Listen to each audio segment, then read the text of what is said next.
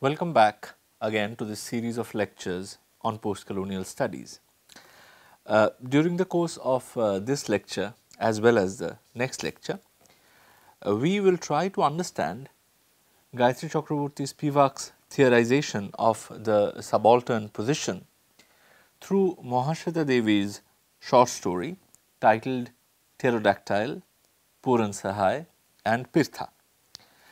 But before we start exploring the story itself, I would like to revisit Spivak's Can the Subaltern Speak, an essay that we have been referring to from our previous lecture, and I would like to revisit it to highlight the connecting threads that link Spivak's theoretical position as far as a subaltern is concerned and the story of Devi that we are going to study. Now, as you will remember from our previous discussion, we had defined a subaltern as a position of disempowerment and marginalization. And we had also talked about Spivak's argument that for someone within the position of subalternity, it is impossible to generate discourse about one's own desires, about one's own interests, and indeed about one's own self-identity. And according to Spivak, this is the characterizing feature of the subaltern position. And this basic argument is found coded in the form of the cryptic but very powerful statement that the subaltern cannot speak. And I will not elaborate on this cryptic statement in this lecture, because we have already discussed this quite a bit in our previous lecture. But what I would like you to note here is that Spivak's essay, Can the Subaltern Speak, is not merely limited to showing that the subaltern cannot speak. That is one of the things that Spivak does in his in her essay, but that is not the only thing. Indeed, this observation that the subaltern is unable to generate discourse about herself, her own interests, her desires, this theorization acts in Spivak as a trigger for ethical intervention.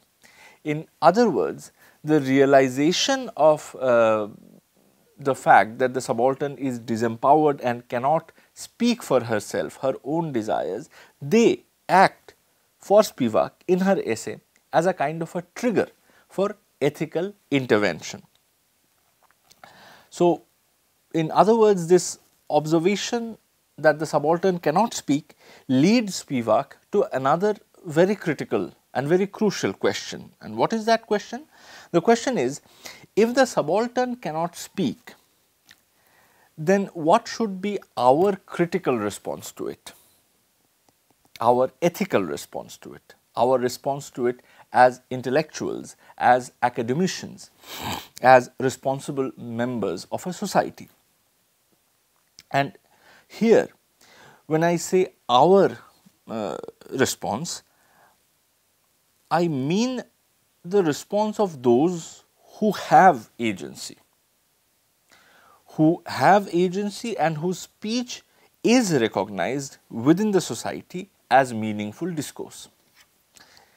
Now, a simplistic answer to this particular question would be to state that since the subaltern cannot speak for herself, we who are the elites, and here I use the term elite following Ranojit Guha's categorization of society into elites and subalterns. So, I mean, clearly if we have agency and if our discourse within the society is regarded to be valid discourse, then we are clearly not subalterns, and therefore, we belong to the group of elites according to Ranojit Guha's categorization at least.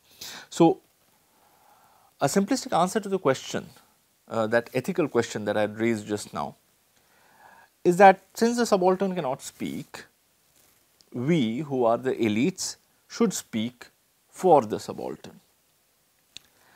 Now, on the surface, speaking for or representing the oppressed and the disempowered sounds like a very valid ethical gesture.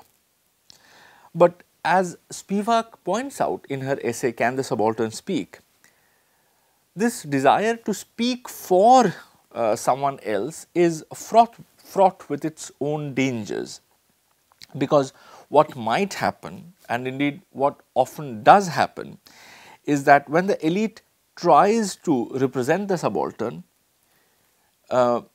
he ends up not actually representing the subaltern, but he ends up speaking for his own self. In other words, what gets represented as the voice of the subaltern is not her voice at all, but the voice of an elite trying to pass off his own desires, his own interests as the interests and desires of the subaltern.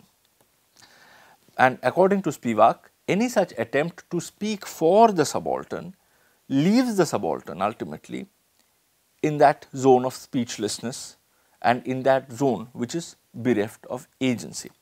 Now, this argument of Spivak that we cannot speak for the subaltern, we cannot really represent the subaltern as elites, is slightly confusing, but I hope it will become clear if we delve into the section of the essay Can the Subaltern Speak, where Spivak writes about the position of sati. So, to exemplify the dangers of the attempt of the elite to represent the subaltern, Spivak refers to the debate surrounding the ritual sati, in which an upper caste Hindu widow mounts the funeral pyre of her husband and ends her own life.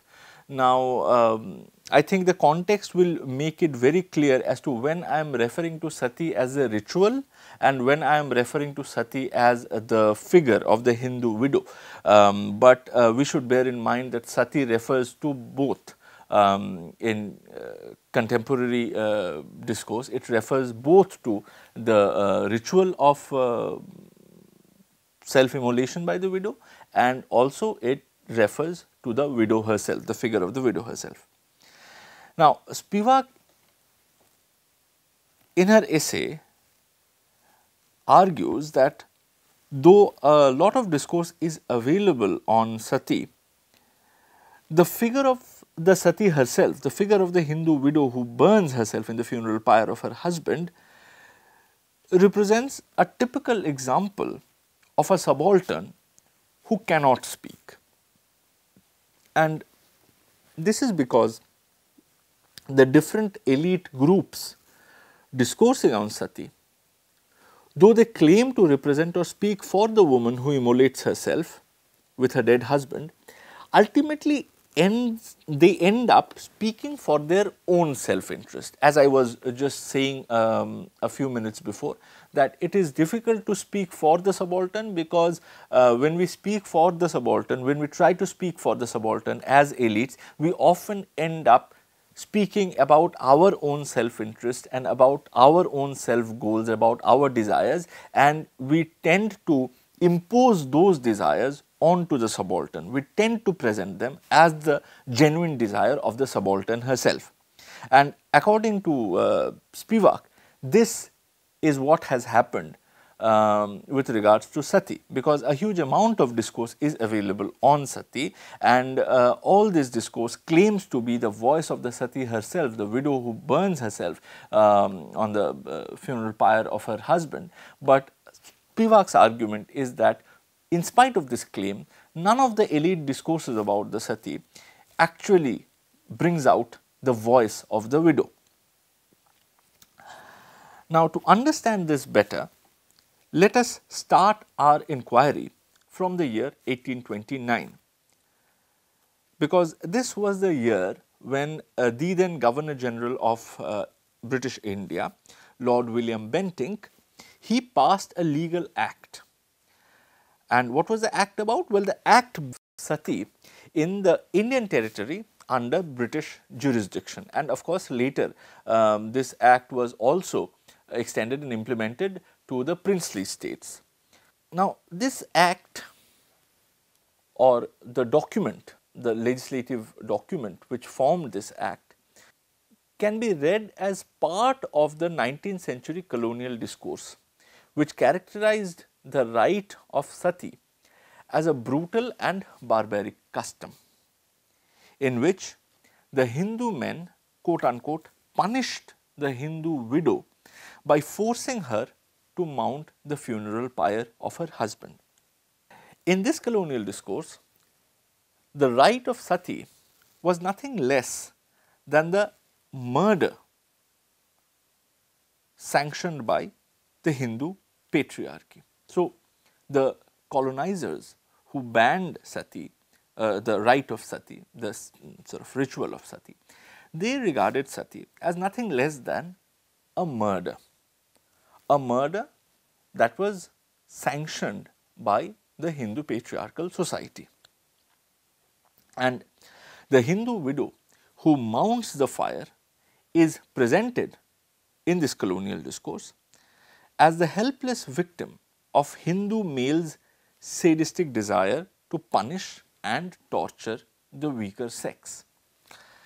The law passed by the colonial government banning this ritual of widow sacrifice therefore becomes an attempt by the British colonizer to speak on behalf of the subaltern Hindu widow, who otherwise cannot express her desire or assert her authority against the aggression of the Hindu male. Now, according to Spivak, the colonial discourse made this entire ritual of sati, they made it out to be a case of white man saving brown women from brown men. And here, I mean, this is again a cryptic statement typical of Spivak, white man saving brown women from brown men. Of course, it refers to the attempt or apparent attempt by the white colonizer to save the brown women, which means the women who were quote unquote punished and forced by Hindu males to burn themselves on the funeral pyre of their husbands, from brown men, which means the Hindu men who sanctioned sati. However, Spivak argues that though the colonial discourse tried to argue that the banning of sati was an attempt by the colonial government to provide agency to the otherwise powerless Hindu widow, the ulterior motive behind this legislative act was different. What was the ulterior motive? Well, according to Spivak, by portraying the rite of sati as a barbaric practice, the colonizers could justify the colonial rule as a civilizing mission. Because the very fact that brown women needed protection from brown men cast the white colonizer into the role of a benevolent protector, whose civilizing efforts were needed to root out the cruel and savage practices that plagued the Hindu society in particular and Indian society at large. So, the argument here is that though the colonizer, by banning sati, claimed to give agency to the Hindu woman, this was not the ulterior motive behind the banning of sati. The ulterior motive was to portray the ritual of sati as a barbaric practice, as a practice which needs to be condemned, which does not have a place within the modern society. The colonizer then presented colonialism as a civilizing mission, which was needed in such a society to root out the barbaric practice sati or similar barbaric practices like sati. So, the colonial discourse, though it claimed to be the voice of the sati, is revealed by Spivak to be simply the voice of the colonizer, which is informed not by the desires and interests of the Hindu widow, but by the desires and interests of the British overlord, justifying colonialism, justifying the colonial subjugation of India as a civilizing mission. So, because there is sati, you need to be under colonial rule, because the argument is that you are not civilized yourself, because you burn your women. So, your women needs protection from you. You are not civilized enough, you are not mature enough to take care of your women, which is why you need the British overlord, the protection of the British overlord, the civilizing influence of the British overlord.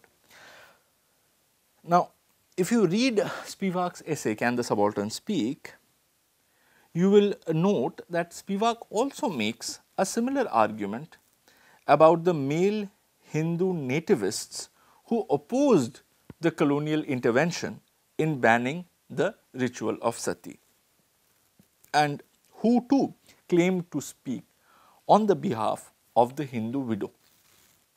So, contrary to the colonial view, these Hindu nativists, and they included people like Rabindranath Tagore, for instance, or Anand Kumaraswamy, for instance, they constructed the image of the Hindu sati not as a victim of male sadism, but rather as someone who mounts the pyre of her husband out of her own volition, out of her own desire.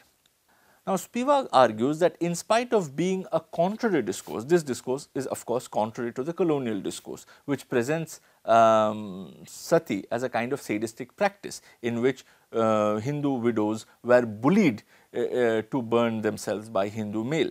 This is a counterpoint. But according to Spivak, in spite of being a contrary discourse, in spite of being a counter discourse, this Hindu nativist argument too, just like the colonial discourse, does not help us listen to the voice of the widow. Spivak points out a number of ways in which the widow's voice gets suppressed within this Hindu nativist discourse. But we lack the time to go into further details now.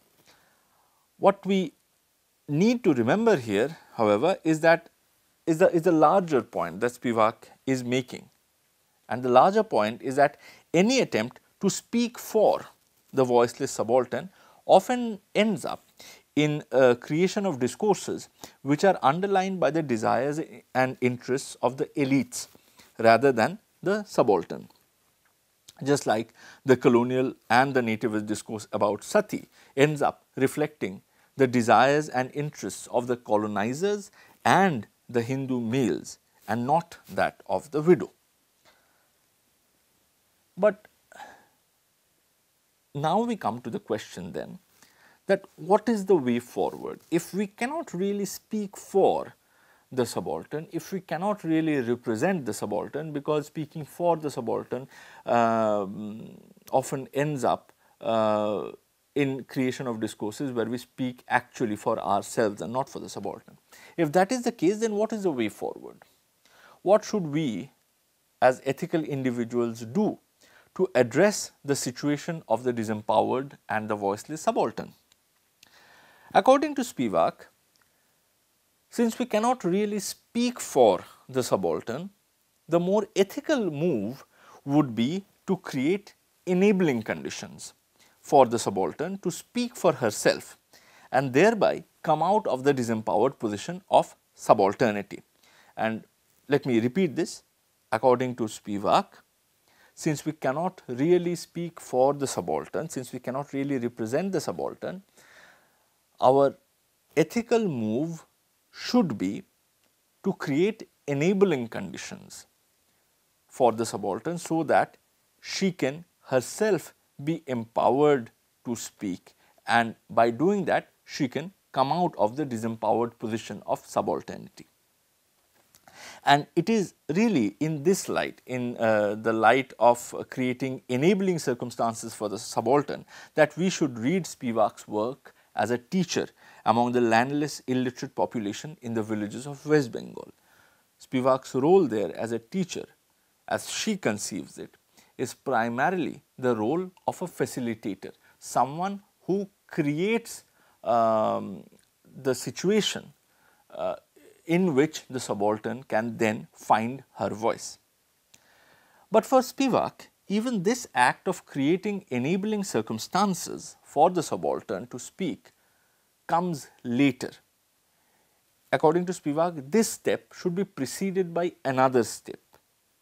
And the first step should be to try and learn from the subaltern and sensitize ourselves to her needs and her desires.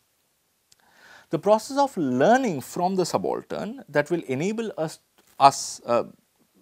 to create the enabling circumstances for her to come out and speak for herself is a difficult process, because if you remember, we are starting from a position where the subaltern cannot speak. So, trying to learn from someone who cannot speak is a difficult task.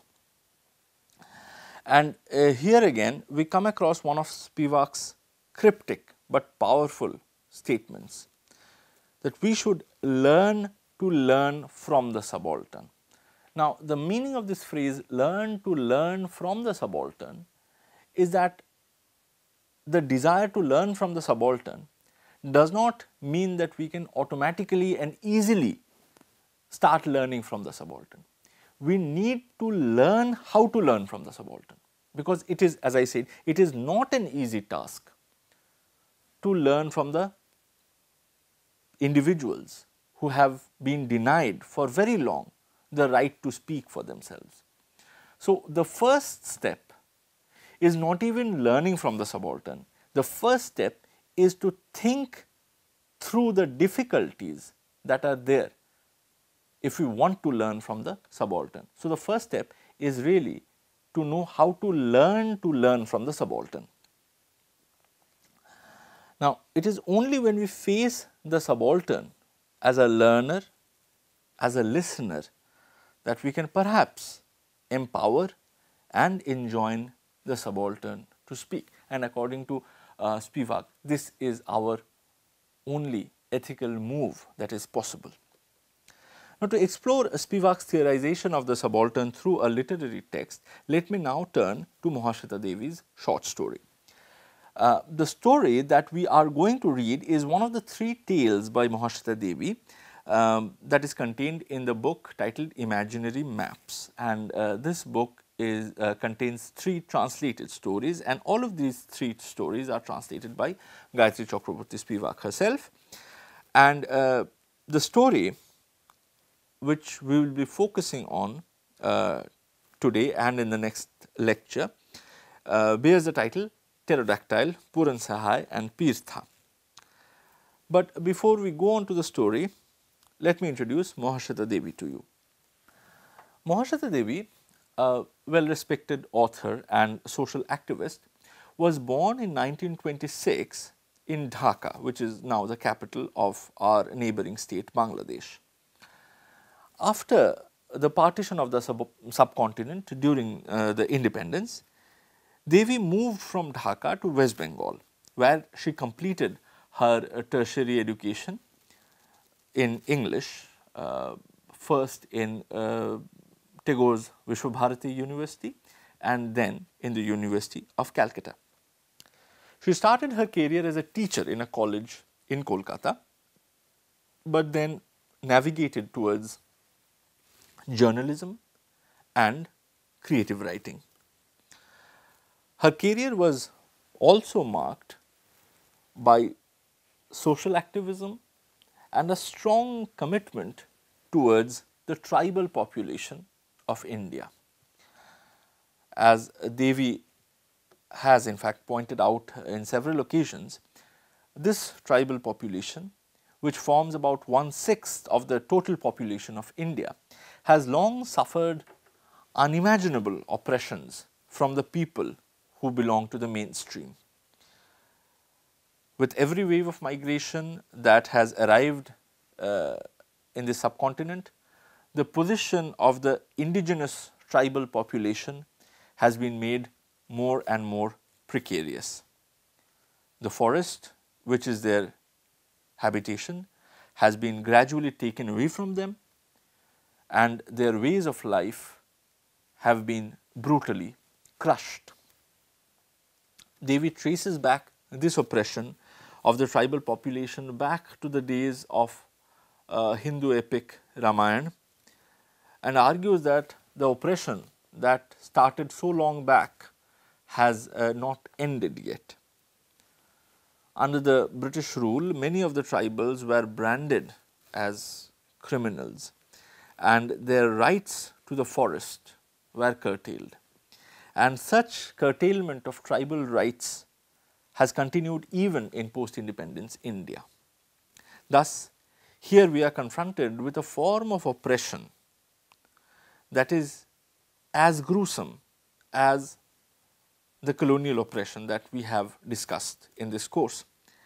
And the tribal, in the story of oppression, the tribal emerges as an archetypal subaltern whose voice has been systematically gagged and marginalized for centuries.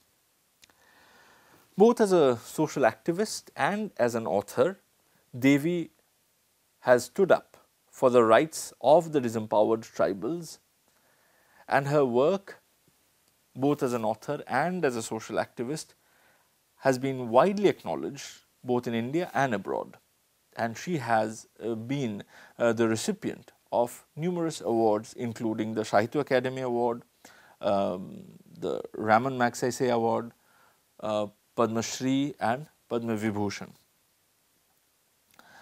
Now, one of the reasons I chose the story Pterodactyl for our reading in this course is because Devi herself, in an interview with Spivak, identifies it as the summation of the entire experience she obtained while working with the tribals. She also identifies the story as the distillation of the agony of the tribals that she had learned to perceive through her sustained engagement with them. In Devi's own words, and I quote, "If read carefully, Pterodactyl, the story, will communicate the agony of the tribals, of marginalized people all over the world. Pterodactyl wants to show what has been done to the entire tribal world of India." Devi then goes on to add that, and I quote again, "Each tribe is like a continent, but we never tried to know them, never tried to respect them. That is true of every tribal, and we destroy them." So, Pterodactyl really is a story which confronts this narrative of destruction, which is continuing even today in modern day India in the name of development. It speaks of our ethical obligation to stop this wanton destruction and to reach out to the tribals, not in the role of subjugators or even in the role of patronizing superiors, but as empathetic listeners and learners. To quote Devi again, "Our double task is to resist development actively and to learn to love." We will elaborate on this double task in our next lecture, but I would like to end today's discussion by briefly commenting on how Pterodactyl, the story, and Devi's engagement with the tribals that it narrates, how do they connect to the concerns of post-colonial studies? Well, this story contributes to our understanding of the post-colonial situation in at least two distinct ways. Firstly, by speaking about the subalternization of the tribals in India that has continued from the period of the British Raj to the present day, it points out the fact that even as an independent nation, we are still burdened with a huge amount of colonial baggage, and we have not really been able to dismantle the colonial structures of coercion, subjugation and oppression. Secondly, this narrative about the tribals whose world we have destroyed and whose world we continue destroying even today, questions the narrative of nationalism, it questions the narrative of post-colonial freedom, because it forces us to reconsider the kind of freedom that we have earned. Because this freedom that we talk about so much, that we celebrate every Independence Day, and the sense of agency that this freedom has given us, has definitely not reached the 100 million strong tribal population in India. Pterodactyl asks us the question that what kind of nation have we really built for ourselves? What is this nation in which the tribals, who are, as the Indian word Adivasi suggests, the original or the primitive inhabitants of this land, they do not have a place? What is this nation that we have created for ourselves? It is definitely not a very inclusive nation if it leaves out the 100 million tribal population. We will take up this powerful story of Mahasweta Devi as well as the difficult question it raises for us in our next lecture. Thank you for listening.